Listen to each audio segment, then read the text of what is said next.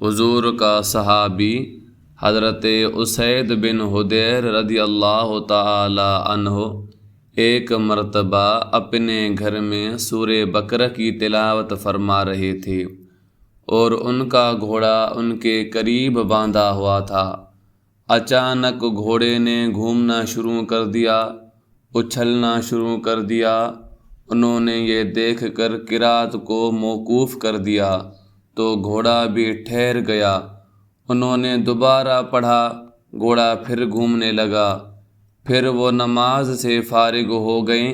ان کا بیٹا یحییٰ گھوڑے کے قریب سویا ہوا تھا۔ انہیں اندیشہ ہوا کہ گھوڑا اسے تکلیف نہ پہنچا دے۔ جب انہوں نے اپنے بیٹے کو گھوڑے سے دور کیا، اپنا چہرہ آسمان کی طرف کیا تو دیکھا ایک سائبان میں قندیلیں روشن ہیں۔ صبح کو نبی کریم صلی اللہ علیہ وآلہ وسلم کو یہ تمام واقعہ عرض کیا۔ آپ نے فرمایا، اے اسید، تم نے قرآن پڑھتے رہنا تھا، تلاوت جاری رکھنی تھی۔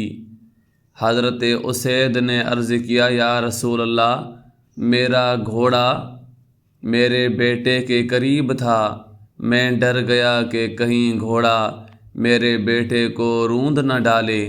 نبی کریم صلی اللہ علیہ وآلہ وسلم نے ارشاد فرمایا، اے اسید، وہ اللہ تعالیٰ کی نوری مخلوق فرشتے تھے جو تیری تلاوت قرآن پاک کی آواز سننے کے لیے آئے تھے۔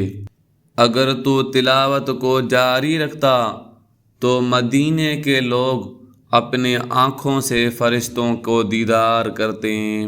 سبحان اللہ۔ دوستو، جہاں اللہ تعالیٰ کا کلام پڑھا جاتا ہے وہاں اللہ تعالیٰ کے فرشتوں کا نزول ہوتا ہے۔ دعا ہے اللہ تعالیٰ ہمیں قرآن پڑھنے اور سمجھنے کی توفیق عطا فرمائے۔ دوستو، اس ویڈیو کو زیادہ سے زیادہ شیئر کریں اپنے دوستوں سے، اپنے بھائیوں سے۔ جزاکم اللہ خیرا۔